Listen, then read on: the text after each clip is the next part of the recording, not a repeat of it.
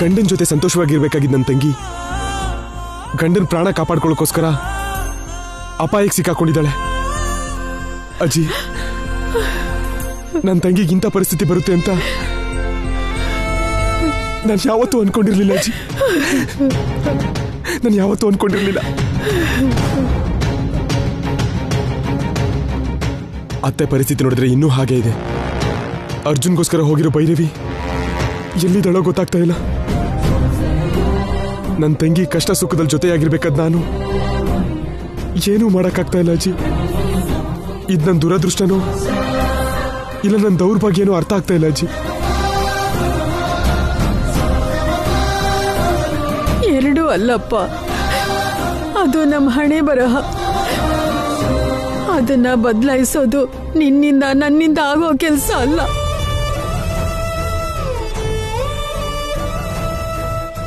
ಅಜ್ಜಿ, ಇನ್ನೆರಡು ದಿನದಲ್ಲಿ ರಾಖಿ ಹಬ್ಬ. ಪ್ರತಿ ವರ್ಷ ಅವಳು ನನಗೆ ರಾಖಿ ಕೊಟ್ಟೋವಾಗ ಏನಾದ್ರೂ ಒಂದು ಗಿಫ್ಟ್ ಕೊಟ್ಟು ನಿನ್ಗೆ ಏನ್ ಬೇಕು ಅಂತ ಕೇಳ್ತಿದ್ದವನು.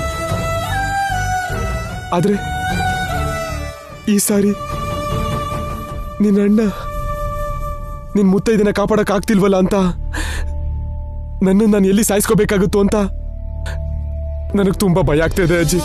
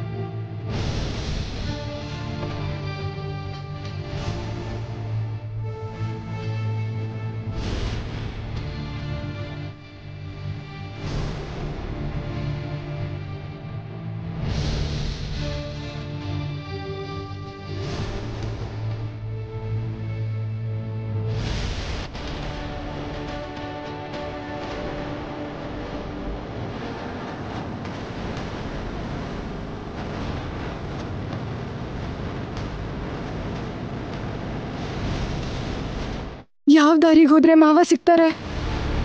ಮಾವ ಯಾವ ಕಡೆ ಇದ್ದಾರೆ ಅಂತ ಹೇಗೆ ತಿಳ್ಕೊಳ್ಳೋದು?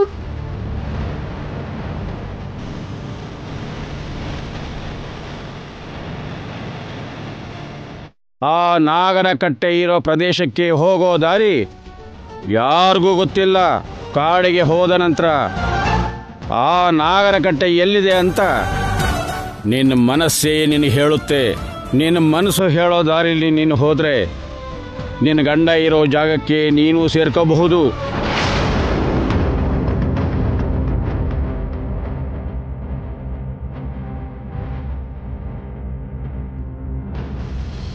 ನನ್ನ ಮಾವ ಈ ಕಡೆ ಹೋಗಿರ್ಬೋದು ಅಂತ ನನ್ನ ಮನಸ್ಸು ಹೇಳ್ತಾ ಇದೆ.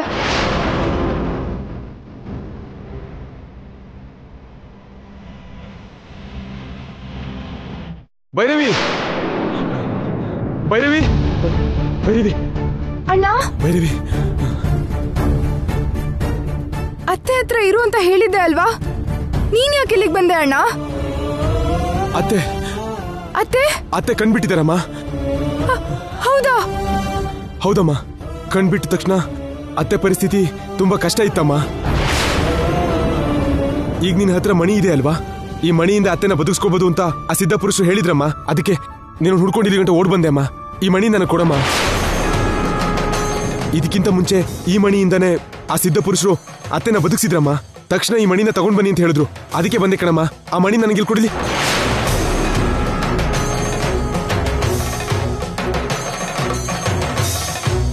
ಏನಮ್ಮ ಹಾಗೆ ನೋಡ್ತಿದ್ಯಾ? ನಾನು ಅಲ್ಲಿಗೆ ಹೋಗೋ ತಡ ಆದ್ರೆ ಅತ್ತೆಗೆ ಏನ್ ಬೇಕಾದ್ರೂ ಆಗ್ಬೋದು. ಅತ್ತೆ ಪ್ರಾಣ ಹೋಗೋ ಅವಕಾಶ ಕೂಡ ಇದೆ. ಅಮ್ಮ, ಈ ಮಣಿನ ನನ್ ಕೊಡಮ್ಮ. ನೀನ್ ಹೋಗಿ ಅರ್ಜುನ ಕಾಪಾಡಿದ್ರೊಳಗೆ ನಾನು ಹೋಗಿ ಅತ್ತೆನ ಕಾಪಾಡ್ತೀನಿ. ಕೊಡಮ್ಮ, ಕೊಡಮ್ಮ.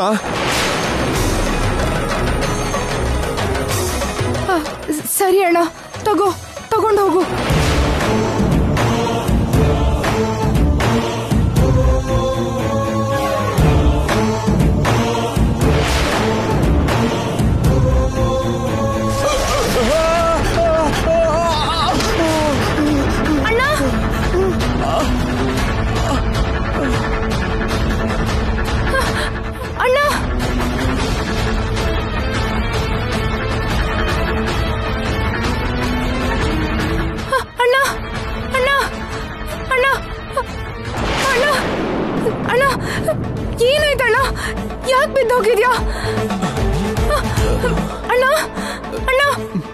ಅಣ್ಣ ಅಣ್ಣ ಅಣ್ಣ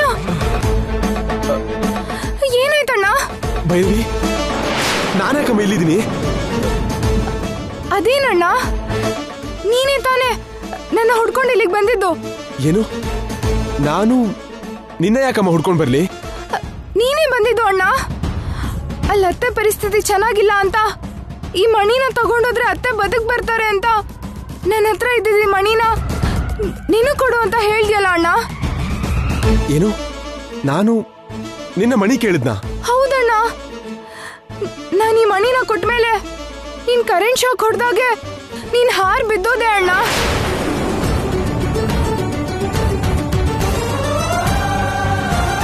ಏನಣ್ಣ ಯೋಚನೆ ಮಾಡ್ತಾ ಇದ್ಯಾ? ನನ್ನ ಹತ್ರ ಮಣಿ ಕೇಳಿದ ವಿಷಯ ನಿನಗೆ ನೆನಪಿಲ್ವಾ? ನನ್ಗೆ ಯಾವ್ದು ನೆನಪಾಗ್ತಿಲ್ಲಮ್ಮ. ಇಷ್ಟಕ್ಕೂ ನಿನ್ನ ಹತ್ರಕ್ಕೆ ಬರೋ ಉದ್ದೇಶನೇ ನನಗಿರ್ಲಿಲ್ಲ. ಅಜ್ಜಿಗೆ BP ಜಾಸ್ತಿ ಆಗಿರೋದಕ್ಕೆ ಮಾತ್ರೆ ತಗೊಂಡ್ ಬರೋಣ ಅಂತ ಮನೆಯಿಂದ ಹೊರಗೆ ಬಂದು ರೋಡಲ್ಲಿ ಹೋಗ್ತಾ ಇದ್ದೆ. ಅದಾದ್ಮೇಲೆ ಏನಾಯ್ತು ಅಂತ ನನಗೆ ನೆನಪಿಲ್ಲ ಕಣಮ್ಮ. ನಾನು ಇಲ್ಲಿಗೆ ಯಾಕೆ ಬಂದೆ, ನಿನ್ ಮಣಿ ಯಾಕೆ ಕೇಳಿದ್ನು ಅಂತ ನಿಜವಾಗ್ಲೂ ನನ್ಗೇನು ಅರ್ಥ ಆಗ್ತಿಲ್ಲ ಕಣಮ್ಮ.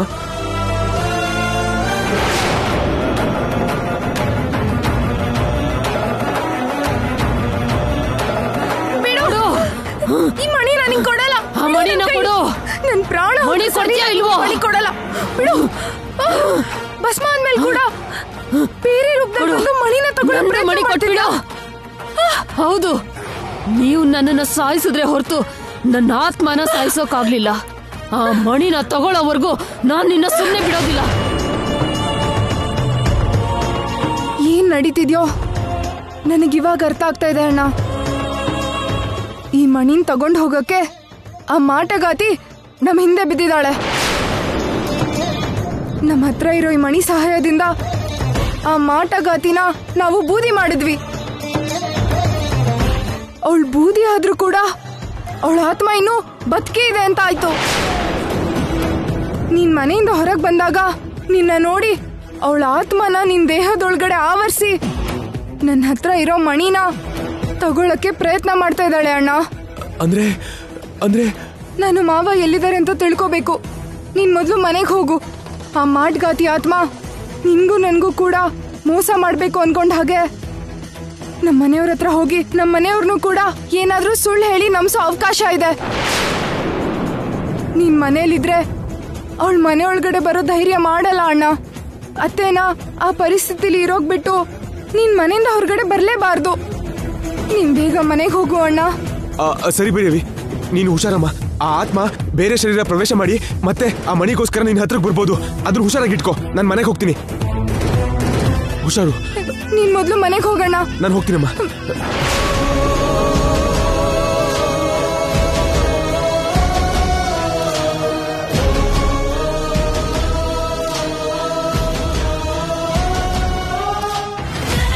ನಾನ್ ನಿನ್ನ ಅಣ್ಣನ ರೂಪದಲ್ಲಿ ಬಂದಿದ್ರು ಕೂಡ ನಾನೀಗ ಆತ್ಮ ಆಗಿರೋದ್ರಿಂದ ನಿನ್ ಹತ್ರ ಇರೋ ಮಣಿನ ನನ್ನ ಕೈಗೆ ತಗೊಳಕ್ಕಾಗ್ಲಿಲ್ಲ.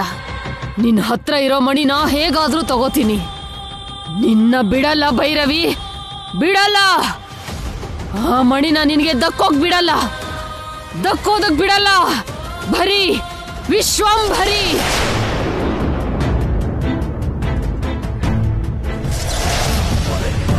ಅಮ್ಮ ನಾಗವೇಣಿ,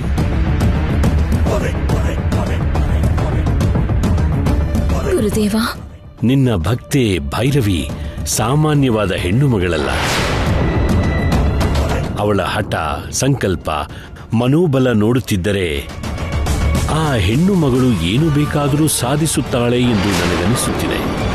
ನಿನ್ನ ಭಕ್ತೆ ಭೈರವಿ ಅವಳ ಪತಿಯನ್ನು ರಕ್ಷಣೆ ಮಾಡಿಕೊಳ್ಳುವುದಕ್ಕೋಸ್ಕರ ತುಂಬ ಕಷ್ಟಪಡುತ್ತಿದ್ದಾಳೆ. ಆದರೆ ನಿನ್ನ ಭಕ್ತೆಯಾದ ಭೈರವಿಯನ್ನು ಮಾತ್ರ ನೀನು ಅಷ್ಟು ಸುಲಭವಾಗಿ ನೋಡಬೇಡಮ್ಮ. ಅವಳಿಗಿರುವ ಛಲವಂತಿಕೆಯಿಂದ ತಾನೇನೇ ಅಂದುಕೊಂಡರೂ ಅದನ್ನು ಸಾಧಿಸಬಲ್ಲಳು. ಆ ಒಂದು ವಿಷಯವನ್ನು ನನಗೆ ನೆನಪಿಸುತ್ತಿದ್ದೇನಮ್ಮ. ಗುರುದೇವ, ನನ್ನ ಭಕ್ತಿಯ ಸಂಕಲ್ಪದ ಬಗ್ಗೆ ನನಗೆ ಗೊತ್ತಿದೆ. ಆದರೆ ಎಂಥ ಸಂದರ್ಭದಲ್ಲೂ ಕೂಡ ನನ್ನ ಭಕ್ತಿ ಆ ನಾಗರ ಕಟ್ಟೆಗೆ ಬಂದು ಅರ್ಜುನನ್ನು ನೋಡುವ ಅವಕಾಶವೇ ಇಲ್ಲ. ಹೌದಮ್ಮ, ನೋಡಲು ಅವಕಾಶ ಇಲ್ಲವೆಂದು ನನಗೂ ತಿಳಿದಿದೆ. ಆದರೆ ಎಲ್ಲದಕ್ಕಿಂತ ಸಂಕಲ್ಪ ಬಲ ತುಂಬಾ ದೊಡ್ಡದು ಅಲ್ಲವೇನಮ್ಮ? ಆ ಸಂಕಲ್ಪ ಬಲ ಇರುವ ಭೈರವಿ ಅರ್ಜುನ್ ಬಳಿಗೆ ಬರಬಹುದೇನೋ, ಬಂದು ಬಿಡಿಸಿಕೊಂಡು ಹೋಗಬಹುದೇನೋ ಎಂದು ನನಗೆ ಅನುಮಾನ ಬಂದಿದೆ ನಾಗವೇಣಿ. ಇಲ್ಲ ಗುರುದೇವ, ಎಂತಹ ಪರಿಸ್ಥಿತಿಯಲ್ಲೂ ಭೈರವಿ ಅಲ್ಲಿಗೆ ಬರುವುದಕ್ಕಾಗುವುದಿಲ್ಲ. ಮನುಷ್ಯರಾರು ಬರಲಾಗದ ಪ್ರದೇಶದಲ್ಲಿ ಅರ್ಜುನ್ನನ್ನು ನಾನು ಬಂಧಿಸಿರುವೆ. ಭೈರವಿ ಅರ್ಜುನ್ನನ್ನು ಸೇರುವ ಅವಕಾಶವೇ ಇಲ್ಲ. ಅರ್ಜುನ್ ನನ್ನನ್ನು ಕೊಲ್ಲುವ ಅವಕಾಶ ಕೈ ಜಾರಿದರೆ ನನ್ನ ಮಾವ ನನಗೆ ದಕ್ಕದೇ ಇರುವುದರಿಂದ ಎಂತಹ ಪರಿಸ್ಥಿತಿಯಲ್ಲಾದರೂ ಸರಿ ಅರ್ಜುನ್ ಇರುವ ಜಾಗಕ್ಕೆ ಸೇರೋಕಾಗದೇ ಇರುವ ಹಾಗೆ, ಅರ್ಜುನ್ ತಪ್ಪಿಸಿಕೊಂಡು ಓಡಿ ಹೋಗುವ ಅವಕಾಶ ಇಲ್ಲದ ಹಾಗೆ ನಮ್ಮ ನಾಗರ ಕಟ್ಟೆಯಲ್ಲಿ ಅರ್ಜುನ್ನನ್ನು ಇರಿಸಿರುವೆ ಗುರುದೇವ.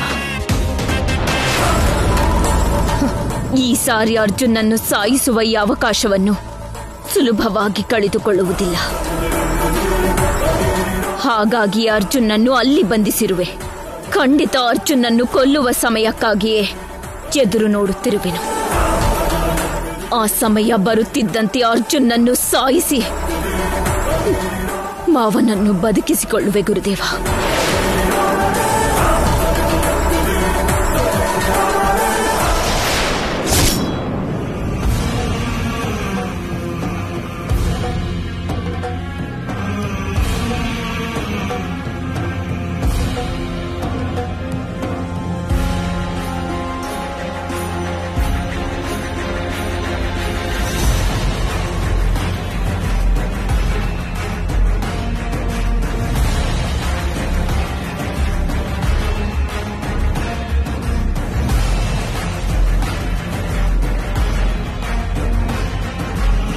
ಅಜ್ಜಿ, ಇಲ್ಲೇನ್ ಮಾಡ್ತಾ ಇದ್ದೀರಾ? 10 ನಿಮಿಷದಲ್ಲಿ ಬರ್ತೀನಿ ಅಂತ ಹೋದ ಆದಿತ್ಯ ಎಷ್ಟೊತ್ತಾದ್ರೂ ಬರ್ಲಿಲ್ಲ. ಏನಾಯ್ತು ಅಂತ ಆತಂಕ ಆಗ್ತಾ ಇದೆಯಮ್ಮ. ಏನೋ ಕೆಲ್ಸ ಇದ್ದು ತಡ ಆಗಿರ್ಬಹುದಲ್ವಾ? ಬರ್ತಾರೆ ಬಿಡಿ, ನೀವು ಒಳಗ್ ಬನ್ನಿ.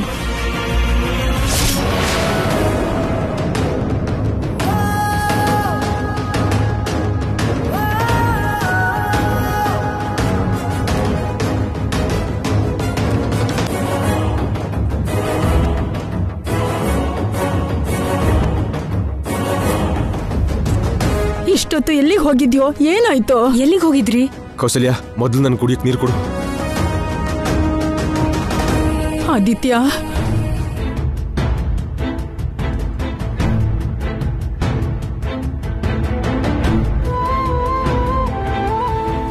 ನೀರು ಕೊಡಿ.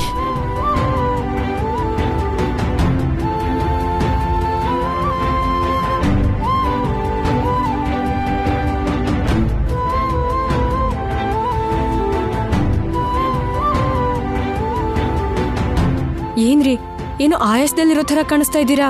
ಏನಾಯ್ತು ರೀ? ಏನಾಯ್ತು? ಏನಾಯ್ತು? ಇಷ್ಟ ದಿನ ನಾಗಮ್ಮ ಮಾತ್ರ ನಮ್ಮ ಮೇಲೆ ಸೇಡ್ ತೀರ್ಸ್ಕೊತಿದ್ದಾಳೆ ಅನ್ಕೊಂಡಿದ್ದೆ. ಆದ್ರೆ ಕೆಲವು ದುಷ್ಟಶಕ್ತಿಗಳು ಕೂಡ ನಮ್ಮನ್ನು ಹಿಂಬಾಲಿಸ್ತಿದೆ ಅಂತ ನನ್ಗೀಗ ಅರ್ಥ ಆಯ್ತು.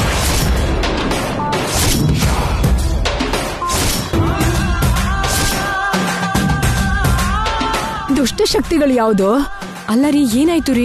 ಇಲ್ಲ ಕೌಶಲ್ಯ, ನನಗೇನು ಗೊತ್ತಿಲ್ಲದೆ ನಾನೇ ಭೈರವಿ ಹತ್ರ ಹೋಗಿ ಆ ಮಣಿನ ಕಳ್ತನ ಮಾಡೋ ಪ್ರಯತ್ನ ಮಾಡಿದ್ದೀನಿ. ಈಗ ನಿನ್ನ ಹತ್ರ ಮಣಿ ಇದೆ ಅಲ್ವಾ? ಈ ಮಣಿಯಿಂದ ಅತ್ತೆನ ಬದುಕಿಸ್ಕೋಬಹುದು ಅಂತ ಆ ಸಿದ್ಧ ಪುರುಷರು ಹೇಳಿದ್ರಮ್ಮ. ಅದಕ್ಕೆ ನೀನು ಹುಡ್ಕೊಂಡಿದ್ದೀವಿ ಗಂಟೆ ಓಡ್ ಬಂದೆ ಅಮ್ಮ. ಈ ಮಣಿ ನನಗೆ ಕೊಡಮ್ಮ.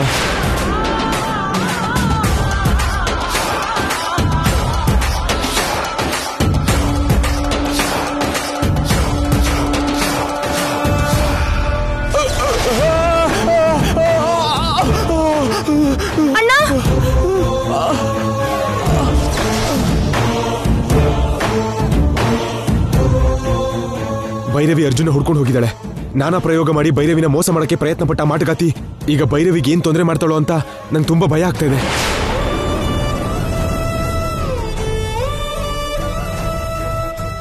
ಏನ್ರಿ, ಹಾಗ್ ನಡೆದ್ಮೇಲೆ ಕೂಡ ಮತ್ತೆ ಭೈರವಿನ ಹಾಗೆ ಬಿಟ್ಟು ಬಂದಿದ್ದೀರಲ್ಲ? ನಿಮ್ಮನ್ನು ಅತ್ತೆನೂ ನೋಡ್ಕೊ ಅಂತ ನನ್ನ ಭೈರವಿನೇ ಕಳ್ಸಿದ್ಲು. ನಿಮ್ಮತ್ತೆ ಪ್ರಜ್ಞೆ ಬರ್ಬೇಕು ಅಂದ್ರೆ ಅರ್ಜುನ್ ಮತ್ತೆ ವಾಪಸ್ ಬರ್ಬೇಕು. ಭೈರವಿ ಏನಾದ್ರೂ ಅರ್ಜುನ ಕಾಪಾಡದೆ ಇದ್ರೆ ನಿಮ್ಮತ್ತೆನ ಬದುಸ್ಕೊಳ್ಳೋದು ಕೂಡ ಸ್ವಲ್ಪ ಕಷ್ಟನೇ ಕಣೋ.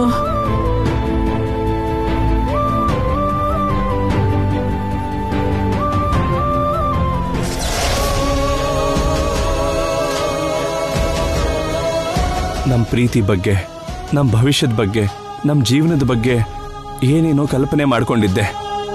ಅದೆಲ್ಲ ನಡೆಯುತ್ತೆ ಅಂತಲೂ ಅನ್ಕೊಂಡಿದ್ದೆ. ಆದರೆ ನನಗೆ ಅದೃಷ್ಟ ಇಲ್ಲ ಅಂತ ನನಗೀಗ ಅರ್ಥ ಆಗೋಯ್ತು. ನನ್ನ ಯಾರೂ ಕಾಪಾಡೋಕ್ಕಾಗಲ್ಲ.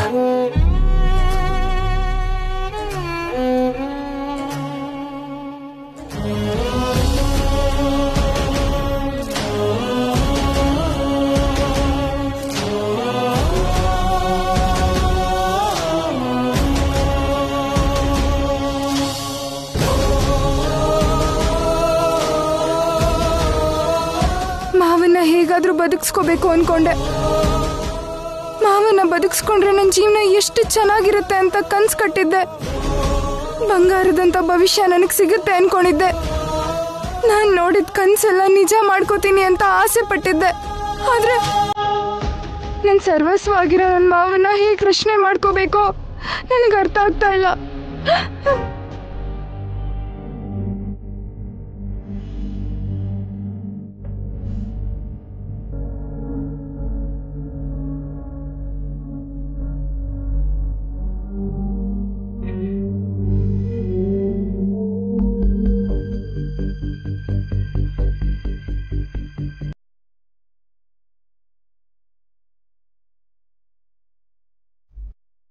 ನಿಮ್ಮಮ್ಮಂಗೋಸ್ಕರ ನೀನು ಏನ್ ಬೇಕಾದ್ರೂ ಮಾಡಕ್ ಸಿದ್ಧ ಆಗಿರೋ ಹಾಗೆ ನಿನ್ಗೋಸ್ಕರ ನಾನು ಏನ್ ಮಾಡಕ್ಕಾದ್ರೂ ಸಿದ್ಧ ಆಗಿದ್ದೀನಿ. ನಿಮ್ಮಮ್ಮಂಗೋಸ್ಕರ ನೀನು ಏನ್ ಬೇಕಾದ್ರೂ ಮಾಡಕ್ ಸಿದ್ಧ ಆಗಿರೋ ಹಾಗೆ ನಿನ್ಗೋಸ್ಕರ ನಾನು ಏನ್ ಮಾಡಕ್ಕಾದ್ರೂ ಸಿದ್ಧ ಆಗಿದ್ದೀನಿ.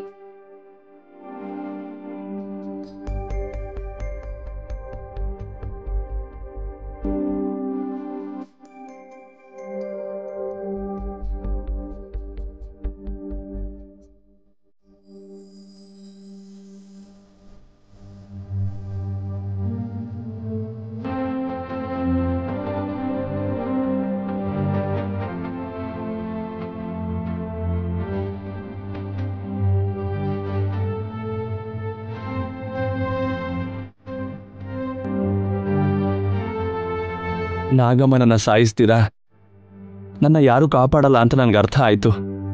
ನಾನು ನಿನಗೆ ದೂರ ಆಗ್ತಾ ಇದ್ದೀನಿ ಭೈರವಿ. ನಾನಿಲ್ಲದೆ ನೀನು ಹೇಗಿರ್ತೀಯ ಅಂತ ಯೋಚನೆ ಮಾಡಿದ್ರೇನೆ ತುಂಬ ದುಃಖ ಆಗ್ತಿದೆ ಭೈರವಿ. ನಿನ್ನ ಮಾತ್ರ ಅಲ್ಲ, ಅಮ್ಮನ್ನ ಕೂಡ ಕೊನೆ ಸಾರಿ ನೋಡೋಕ್ಕಾಗ್ತಾ ಇಲ್ಲ.